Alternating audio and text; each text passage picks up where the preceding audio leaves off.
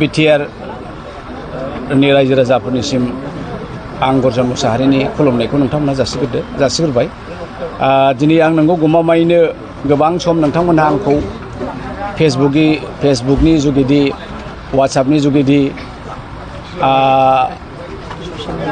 Social मिडियानि जुगिदि गोबां खोथा होनबाय थायोमोन जे आदा गरजन सार नोंथाङा इउपिपिएलआव फैदो, ज' आन्दलन खालामदोंमोन, ज' गभर्नमेन्ट दानायाव बाहागो लाफैदो, नोंथाङा मानो जोंखौ रायबाय थायो, नोंथाङा मानो जोंखौ एरखे खालामबाय थायो, गोबां खोथा आंखौ बुंहरबाय थायो।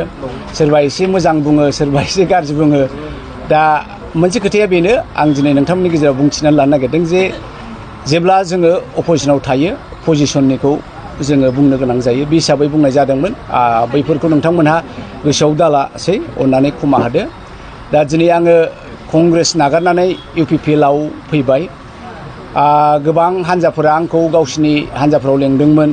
खिन्थु मोनसे जिनिसा बेनो, बयहाबो गावबागाव मोनफा चइस थायो, मोनफा लुबैनाय थायो आरो माखासे लोगोनि सार्कोल थायो। दा बे जिनिसा जों जिहेतु आन्दलननि समनिफ्रायनो ज' जा बिथां प्रतिभाखौनो होन, फंबाय लरेन्सखौनो होन, जों आन्दलन खालामबोदों। गुबुन पार्टियाव थायोमोनब्लाबो जोङो बेबायदि आदान प्रदानखौहाय लाबोबाय थादोंमोन, हाबा हुखा बेफोरबायदियाव।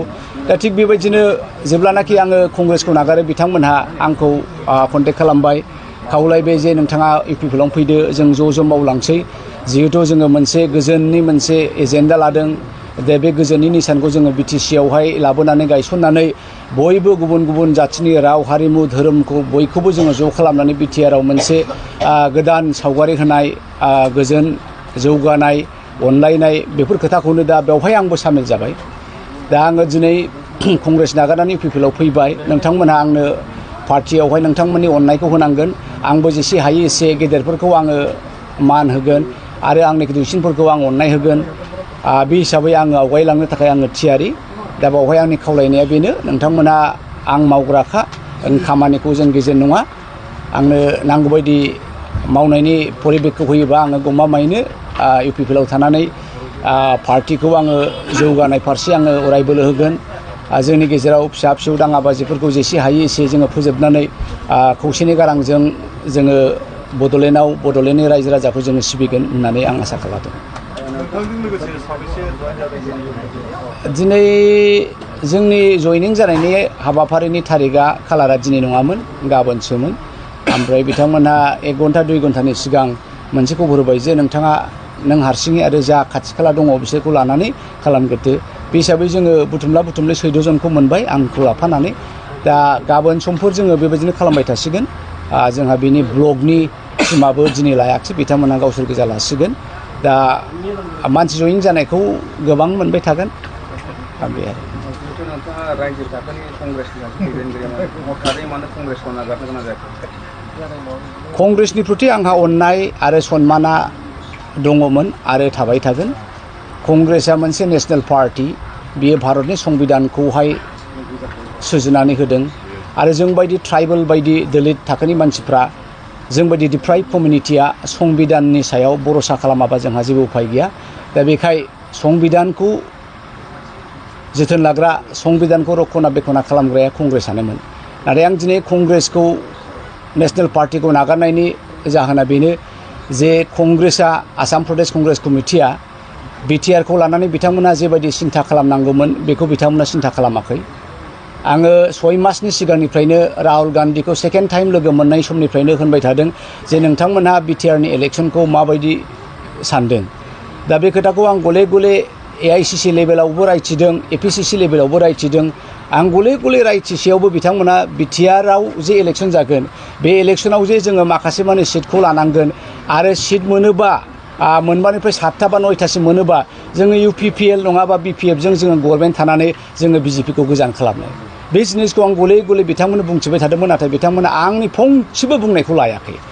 दा आङो सासे बिटिआरनि बेक्ति, आङो सासे रिभलुसनारि बेकग्राउन्डनिफ्राय फैनाय, जा बर' जानानै आङो बिटिआरनि जानानै दा आंनि फंसेबो बाथ्राया कंग्रेसआव जुदि रुजुवाबा दा आं कंग्रेसआव थानानै मा लाब। दा बे हिसाबै आंनि थाखाय गावनि बे बड'लेण्डआ देरसिन, पार्टिया देरसिन नङा। आंनि थैनि बिदा फंबाया देरसिन, पार्टिया देरसिन नङा। दा बे हिसाबै आङो कंग्रेसखौ बिदाय लानो गोनां जादों।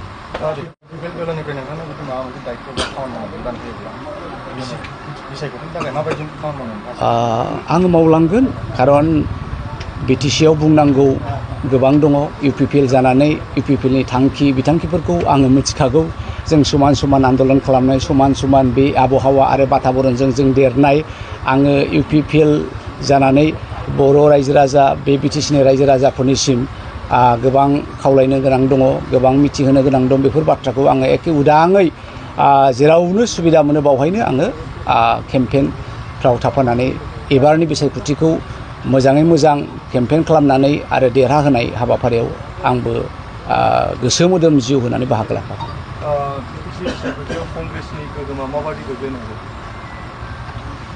बिटिसि कंग्रेसनि गोहोमा गर्जन मोसाहारि थानायाव जथेस्थ' गोहोम दंमोन।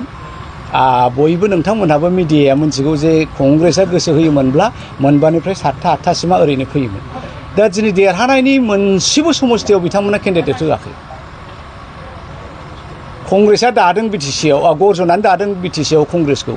दा गर्जनानो बबेहाय सोर केन्डिडेटखौ होनांगौ बेहाय जेबो आखाइ गैयाब्ला दा देरहागोना बोरै? दा आङो नुदों दिनै कंग्रेसआ बिटिसिआव बोलो होथारोबा मोनसेसो मोननो हागौ, बिनि बांसिन बिथांमोनहा मोननाय नङा आरो हयथ' मोनसेखौबो मोननो गोब्राब जागोन नामा। दा खोब दुखुनि बाथ्रा। कंग्रेसनि सोमोन्दै आं दिनै गाज्रि बायदि बुंनो लुबैयाखै जे बिथांमोननि नाजानाया, बिथांमोननि दिनैनि बे बिटिसिनि बिसायख'थिखौ लानायनि हाबाफारिया स्ट्रेटेजिया मिस्टेक जादों।